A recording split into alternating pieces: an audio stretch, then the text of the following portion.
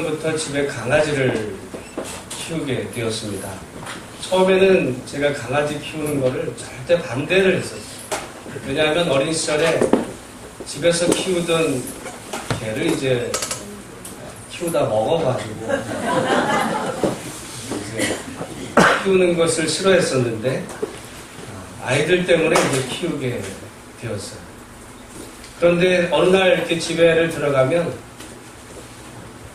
아무도 없을 때 어떻게 엘리베이터 그 소리를 알고는 문틈까지 나와가지고 그때부터 제가 안아줄 때까지 안아달라고 강축강축 뛰어다닙니다.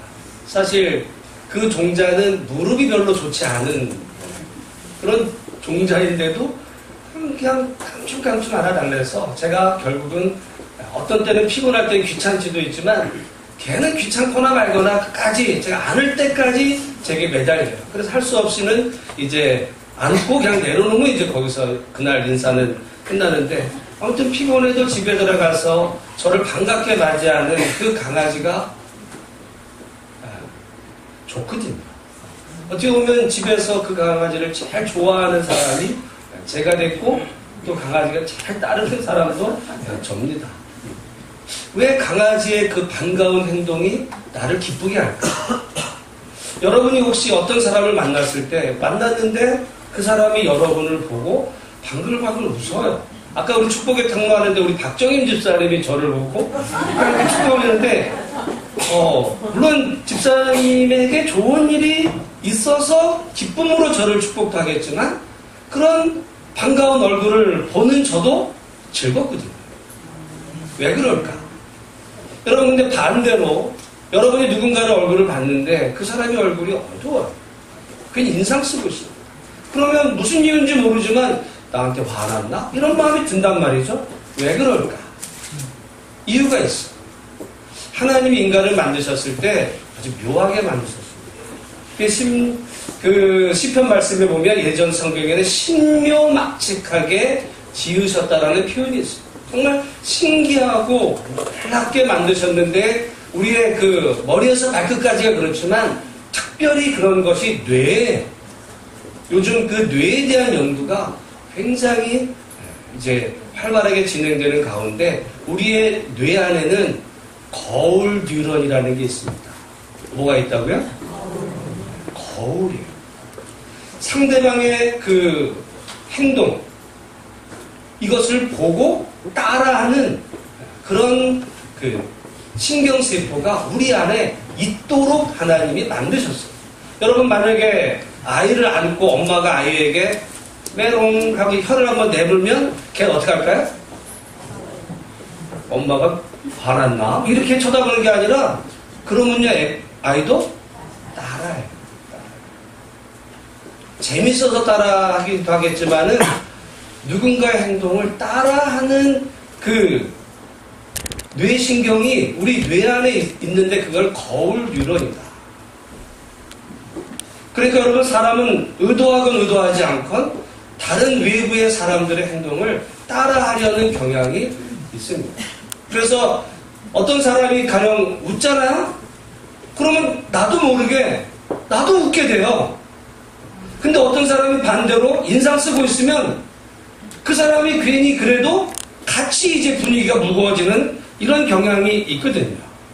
그렇다고 한다면 여러분 주변에 항상 웃으면서 즐거운 마음으로 이렇게 사람을 대하는 사람이 많은지 아니면 항상 여러분 주변에는 인상 쓰고 괜히 화난 것처럼 이렇게 하는 사람이 많은지는 사실은 그 누구랑 관계가 되냐면 여러분 자신하고 있거든요. 내가 사람을 대할 때 그렇게 되면 내 주변에 사람들이 이게 전염이 돼서 주변 사람들도 웃게 되고 그러는데 반대로 그렇지 않으면 나를 대하는 바라보는 사람도 얼굴이 굳어진단 말이죠. 그러니까 그런 의미에서 보면 성도들의 그 요구 중에 하나도 목사님 여러분 제가 이 강대상에서 인상 쓰고 설교하는 걸 원하겠어요? 여러분이 제가 밝은 얼굴로 인사하는 걸 원하겠어요? 해달라는 대로 해드리겠습니다. 인상 쓰고? 웃으면서. 왜 그렇죠? 그러니까 아까 말씀드린 것처럼 누군가의 그 어떤 행동을 사람은 따라하게 되어 있는 모습이 이거 의도해서 되는 게 아니에요. 하나님이 뇌를 만드셨을 때 그렇게 자동으로 작동하도록 그렇게 우리를 만드셨단 말이죠. 그거는 목회자도 마찬가지지만 교회를 섬기는 모든 사람들이 다 마찬가지예요. 그래서 여러분 주변에 늘 인상 쓰고 화난 사람들만 모인다 하면은 그 사람들의 문제가 아니라 누구 문제라는 거야? 본인의 문제. 본인이 그렇게 살기 때문에 주변 사람도 그래요. 왜 우리 가정은 어두울까? 실은 누가 어두워서? 내가 어두워서. 그러니까 여러분이 정말 하나님 앞에 은혜 받고 정말 기쁨으로 충만해서 가정에 돌아가서 가정 식구가 사실은 어두워도 여러분이 그 가정에 웃음꽃을 피운 즐거운 마음이 되면 이게 전염이 된단 말이죠. 우리 아빠 엄마가 이상한 거 먹으셨나? 왜? 괜히 웃고 그래? 그러는 것 같아도 자동으로 웃게 되어 있어요, 아이도. 근데 여러분이 들어갔는데 얼굴 인상 쓰고 들어가고 있어. 그러면 괜히 무거워지는 거거든요. 그런 의미로 보면 우리 모두가 하나님이 이걸 의도해서가 아니라 인간을 그렇게 만드셨던 놀라운 신비적인 이런 면이 우리 안에 있음을 보면서 여러분이 어디를 가시든 아까 우리 축복의 통로가 됐잖아요. 그게 축복의 통로죠. 여러분이 축복의 통로가 되어서 혹시라도 불편하고 힘든 마음이 있다면 그것은 하나님께 풀고 사람을 대할 때는 기쁘고 즐거운 마음으로 되어서 여러분이 어디를 가든 여러분을 통해 많은 사람들이 정말 주님을 기뻐할 수 있는 그런 축복의 통로로 사시는 우리 모두가 다 되시기를 주의 이름으로 축원합니다. 우리는 지금 그 느헤미야 말씀을 통해서 예루살렘 성을 회복해가는 모습을 우리가 살펴보며 우리의 믿음과 우리의 가정과 우리 교회의 회복을 우리가 말씀을 통해 나누고 있습니다. 느헤미야가 하나님 앞에 기도하고 이제 그 일을 시작하게 된 후에 은혜 가운데 잘 되어갔지만은 결국 이제 문제가 생기기 시작을 하죠. 문제 없는 사람도 없고 문제 없는 가정도 없어요. 여러분 우리가 살다 보면 아픕니다. 왜 아파요? 살아있으니까. 죽음은요? 안 아파요. 꼬집어도 안 아파요. 때려도 죽은 시신은 아픔을 못 느낍니다. 그러나 우리가 살아있기 때문에 육체도 아플 수 있고 마음도 아플 수 있고 문제가 생기는 거죠. 문제가 없는 곳을 여러분 원하시면 그냥 하나님 그 품에 안기시면 그때부터 문제가 없어요. 그러나 우리가 이 땅에 육신을 입고 있는 한 어디든지 사람이든 또는 가정이든 공동체든 다 문제가 있을 수밖에 없는데 드디어 이스라엘 백성들에게 일이 잘 되어가는 것 같았지만 문제가 터지는 거죠. 처음에 문제는 외부에서 비롯됐어요. 방해하는 사람들의 그런 방해 때문에 문제가 되지만 정작 더 큰 문제는 내부에서 비롯된 문제였다라고 지난 시간에 말씀을 드렸어요. 내부에서 발생했던 그 문제는 말하자면 불평등했던 거예요. 이스라엘 백성들 가운데 정말 하나님의 일을 위해서 큰 마음으로 일을 시작을 했지만 알고 보니까 그 사람들이 먹고 살만해서 그 일을 한 것이 아니라 그들 중에 수많은 사람들은 먹고 살 길이 없어서 자기 자식을 종으로 파는 사람들까지 있었다는 거예요. 여러분 오죽했으면 자기의 자식을 종으로 팔겠어요? 그 지경에 있었음에도 불구하고 그들은 마음을 모아서 예루살렘 성을 함께 쌓아가는 가운데 있었는데 이제 문제가 드디어 벌어지는 가운데 누구는 정말 그 가운데서도 남에게 고리대금업 하듯이 그렇게 돈 빌려주고 비싼 이자 받고 있는 가운데서 누구는 정말 어렵고 힘든 가운데서 그 자기의 자식을 종으로 파는 사람들까지 생기게 되었을 때 결국은 문제가 생기는 거죠.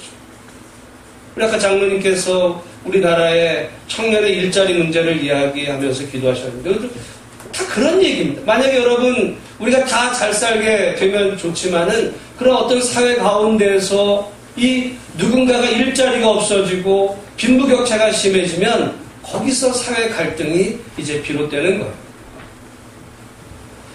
지금 이스라엘 백성들 안에서도 이렇게 누군가는 자식을 종으로 팔아야 되는데 누군가는 그 사람들을 이용해서 땅을 사고 또 이자를 불려가면서 자기의 배를 챙기고 있었을 그때에 느헤미야는 이것이 아주 심각한 위기다라는 것을 알고는 그들 모두를 다 모읍니다.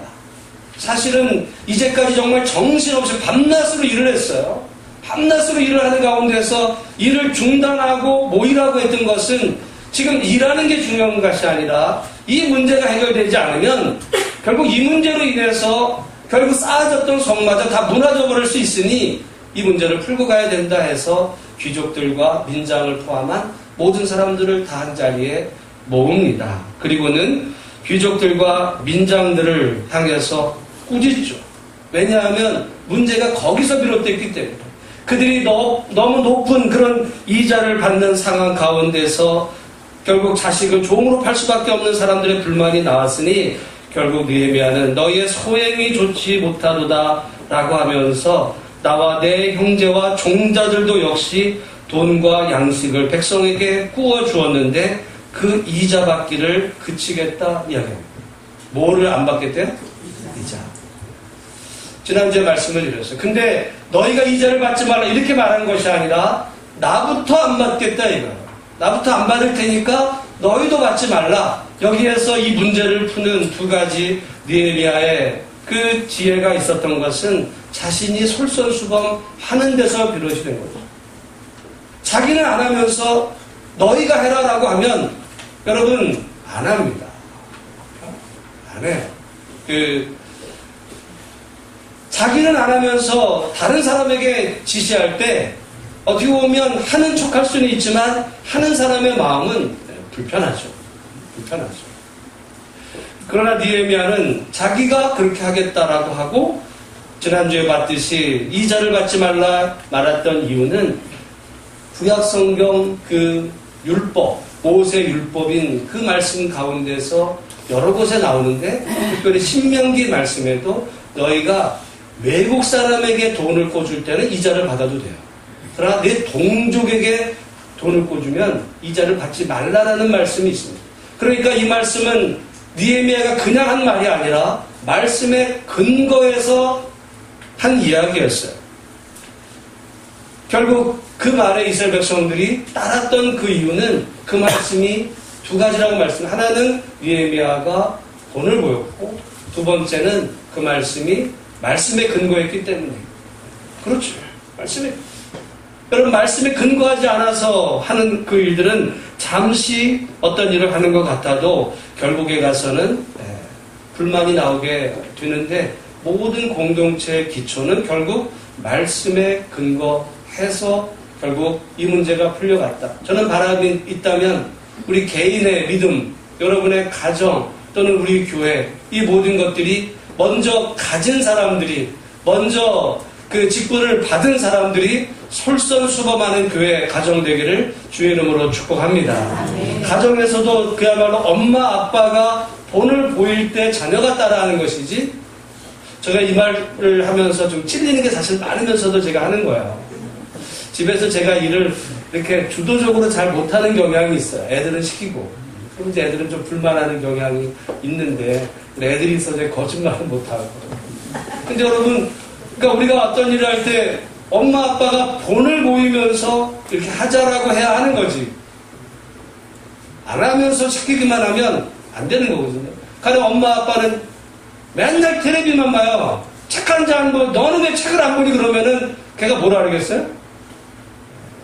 엄마도 책 안 보면서 뭐 나보고만 맨날 자꾸 엄마 공부했었나? 이렇게 나오거든요. 그러니까 여러분 우리가 그 부모로서의 어떤 권위 어떤 그 자리에 그 권세를 가지고 하라 명령하는 게 되는 것 같아도 결국에 가서는 반발을 사는데 니에미야도 지금 공동체를 세울 때 마찬가지 돈을 모이면서 그것이 말씀의 근거에서 합당할 때 이스라엘이 결국은 그 갈등을 해결하고 공동체가 이제 아멘으로 화답해서 그 문제를 넘어가는데 오늘 본문의 모습은 느헤미야가 한 단계 더 나아가서 다른 사람들의 본이 되는 모습을 보게 됩니다. 여기 본문에 오늘 14절 이하의 말씀이 되는데 느헤미야는 자기가 총독에 있는 그 기간 동안에 총독의 녹을 받지 않았다. 그러나 그 이전에 있었던 총독들은 백성에게서 양식과 포도주와 은 40세겔을 이제 받는 정도가 아니라 그들에게서 빼앗았다라고 말해요. 갈취할 만큼 했고, 또한 그 총독들의 종자들이 백성을 압제했다.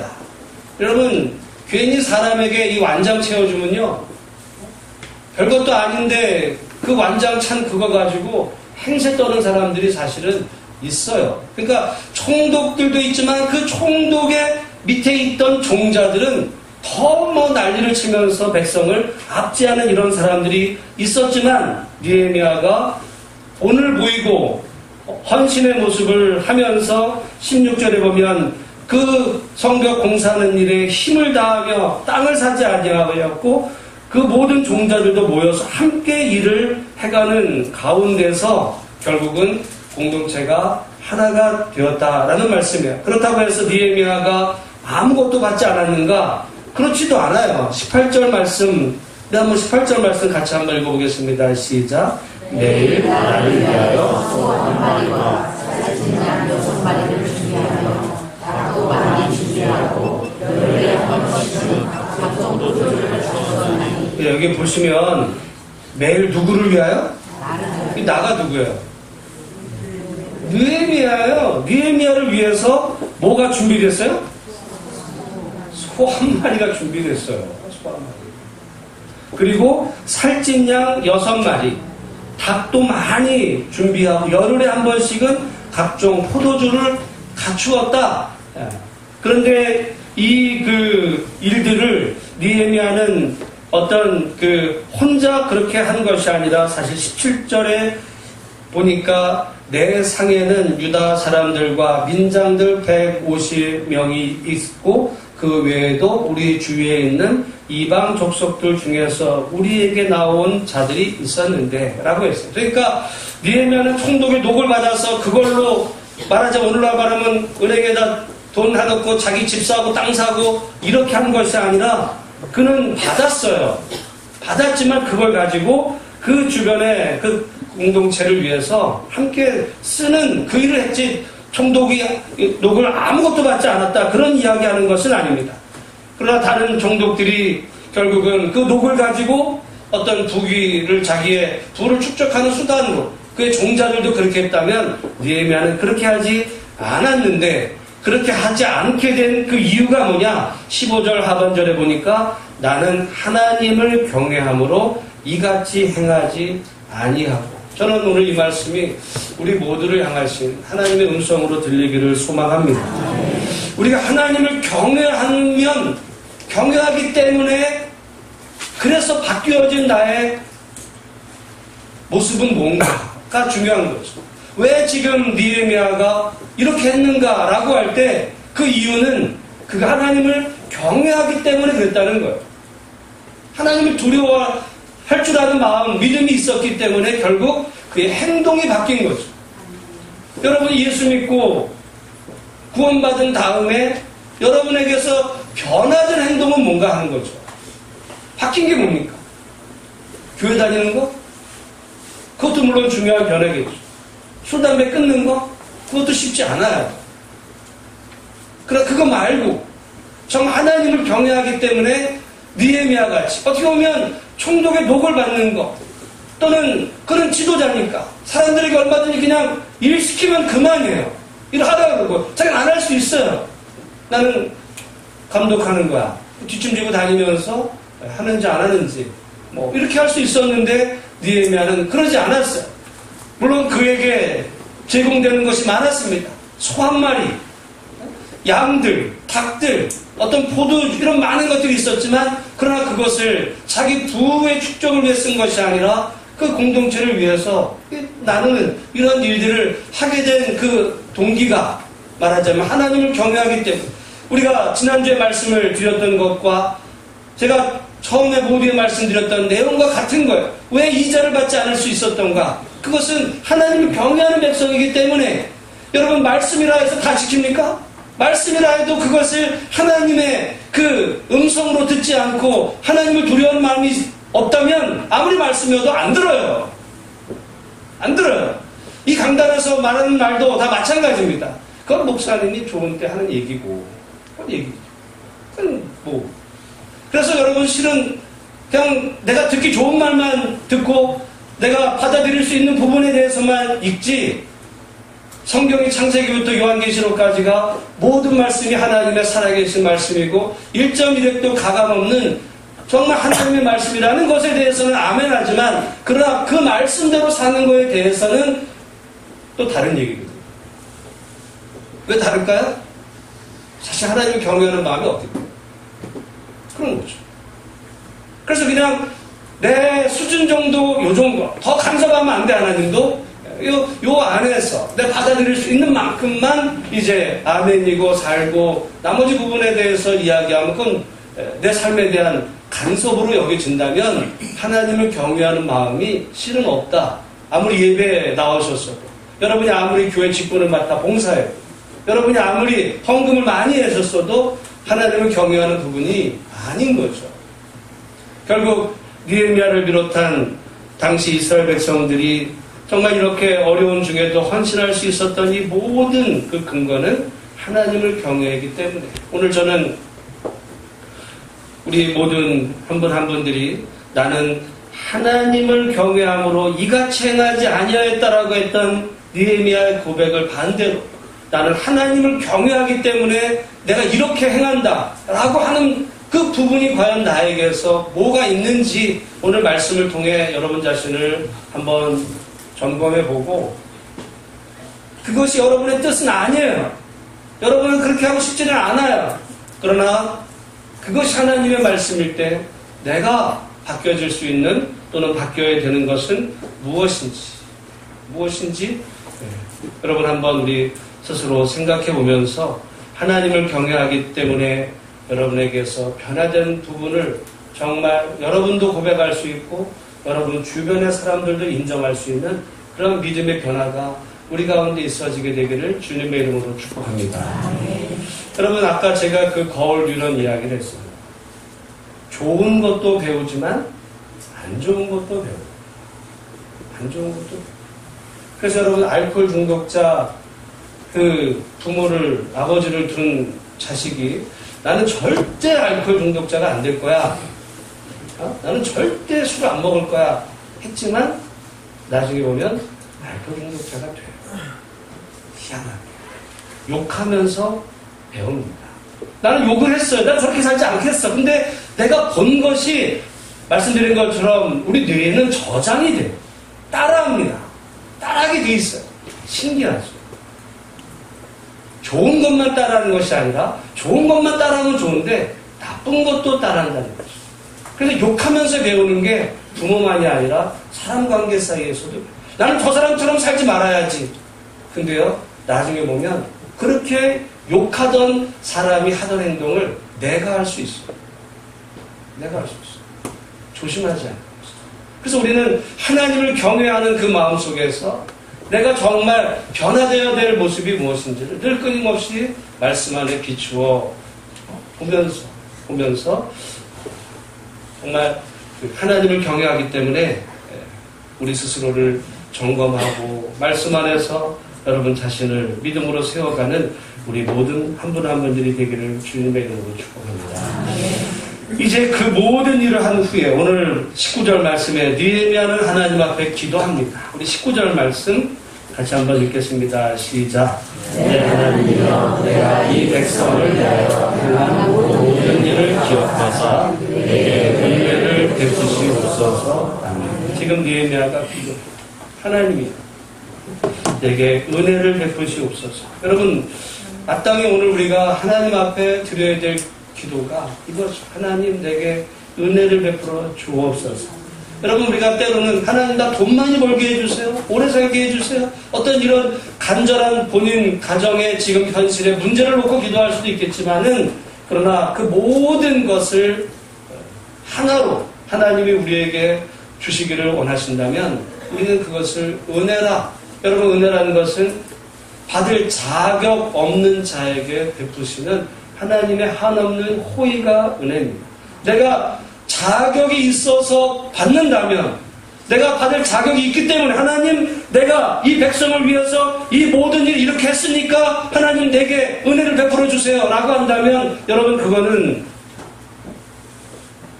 기도라기보다는 그거는 일종의 요구고 청구서를 제출하는 것이고, 결국 하나님이 우리에게 주시는 것은 은혜가 아니라 공로에 대한 대가만을 요구할 뿐이에요. 그게 아닙니다. 느헤미야는 그런 의도로 지금 하나님 앞에 내가 이 백성을 위해서 내가 이렇게 했으니 이거 알아주세요. 내가 하나님 나라를 위해서 내가 이렇게 헌신했으니까 나를 기억해서 은혜 주셔야 됩니다 라고 하나님 앞에 지금 이야기하는 것이 아니라, 하나님, 내가 하나님 정말 사랑하는 마음으로 이렇게 했습니다. 이 모든 것들을 기억해 달라고 하는, 그리고 은혜를 베풀어 달라고 하는 하나님에 대한 간구지 결코 청구서를 내는 것이 아니다. 우리는 사실은 하나님 앞에 아무도 내가 한 일에 대한 그것을 청구서로 하나님 앞에 요구할 자격이 없는 거죠. 느헤미야가 이제까지 했던 그 모든 일들은 사실은 하나님의 도우심 가운데서만 가능했던 일이에요. 우리가 느헤미야서를 시작하면서 예루살렘 성벽이 무너졌다는 소식을 듣고 정말 느헤미야가 수일 동안 울며 금식하는 가운데서, 기도하는 가운데서 이 일이 출발이 됩니다. 그러나 여러분, 현실적으로는 아무런 것도 될 가능성은 없었어요. 인간적으로는 도저히 불가능했던 일입니다. 물론 느헤미야가 결단하고 자기의 안락하고 편안한 모든 삶을 뒤로 하고 정말 하나님을 위해서 헌신하는 마음이 있었지만, 하나님이 도우시지 않았으면 여기까지도 되지 않았었던 거거든요. 아무리 느헤미야가 정말 총독의 그런 자리에서 백성들을 향해서 너희가 이자를 받지 말라고 했을 때 하나님이 그 사람, 듣는 사람들의 마음을 움직이지 않았으면 오히려 반발했을 수도 있어요. 이 모든 일이 다 사실은 느헤미야가 했던 일도 있지만 그 뒤에서 느헤미야를 선한 길로 인도하셨던 하나님의 은혜가 있었다. 여러분, 오늘 우리가 하나님 앞에 드려지는 모든 기도 속에 하나님, 내가 이렇게 오랫동안 기도했는데 하나님 왜 내게 응답 안 해주세요? 하나님, 내가 하나님을 위해서 이렇게 헌신을 했는데 왜 내게 응답을 안 해주세요? 그렇게 말할 자격이 있는 사람은 사실은 아무도 없다는 거죠. 은혜라는 것은 받을 자격이 없는 자에게 베푸시는 하나님의 호의가 은혜인 거지, 받을 자격이 있어서 받는다면 그건 공로에 대한, 말하자면 대가에 대한 대가를 받는 거지, 기도가 아니고 은혜가 아닙니다. 여러분, 우리 모두는 하나님 앞에 나아갈 때 결국 빈손 들고 나가는 거죠. 우리가 하나님 앞에 빈손 들고 나갈 때 우리의 빈손을 하나님께서 은혜로 충만히 채워주시는 그런 은혜가 있음을 보면서, 여러분, 오늘 우리가 힘써야 될 것, 느헤미야의 이 기도. 느헤미야는 기도의 사람이에요. 처음부터 이 모든 일이 느헤미야의 기도로 시작이 됐고, 느헤미야는 일을 하는 가운데서도 끊임없이 하나님을 의지하는 기도로 이 모든 일들을 진행해 가는 모습을 볼 때, 여러분, 이제 10월, 오늘이 14일이죠. 딱 중간이 됐습니다. 제가 고별 설교했던 게 8월 12일이었고, 딱 2달 지금 우리가 맞고 있어요. 우리가 이 자리에서 예배 드리는 것도 이제 2달 시간을 우리가 보내고 있는 가운데서 혹시라도 우리들의 기도 생활은 어떤지, 우리 하나님 앞에 정말 기도하는 부분에 있어서 우리가 하나님, 오늘 이 느헤미야의 기도, 내 하나님이여, 내가 이 백성을 위하여 행한 모든 일을 기억하사 내게 은혜를 베푸시옵소서. 오늘 설교 제목이 하나님이여 내게 은혜를 베푸소서. 우리 모두가 하나님께 정말 은혜를 베풀어 달라고, 긍휼을 베풀어 달라고 기도하며 나가는 우리 모두가 다 되시기를 주의 이름으로 축원합니다. 그 위에 빈손에 하나님께서 한없는 은혜와 긍휼을 충만히 채워주시어서 여러분이 정말 은혜 받으시고, 그래서 누구를 만나든지 축복의 통로로, 그래서 여러분 주변에는 그냥 웃는 사람이 많네. 왜 웃어? 먼저 웃었잖아요. 괜히 인상 쓰고 있어. 왜 인상 써? 먼저 인상 써서 나는 화난 줄 알았는데. 그런 게 아니라 여러분이 누구를 만나든 정말 축복의 통로가 되는. 그러려면 우리가 은혜를 받아야죠. 우리가 하나님의 은혜를 받아야죠. 은혜 받고 이번 한 주간도 말씀 안에 승리하시는 복된 우리 모든 성도들이 다 되시기를 주의 이름으로 축원합니다. 기도하겠습니다. 하나님 아버지.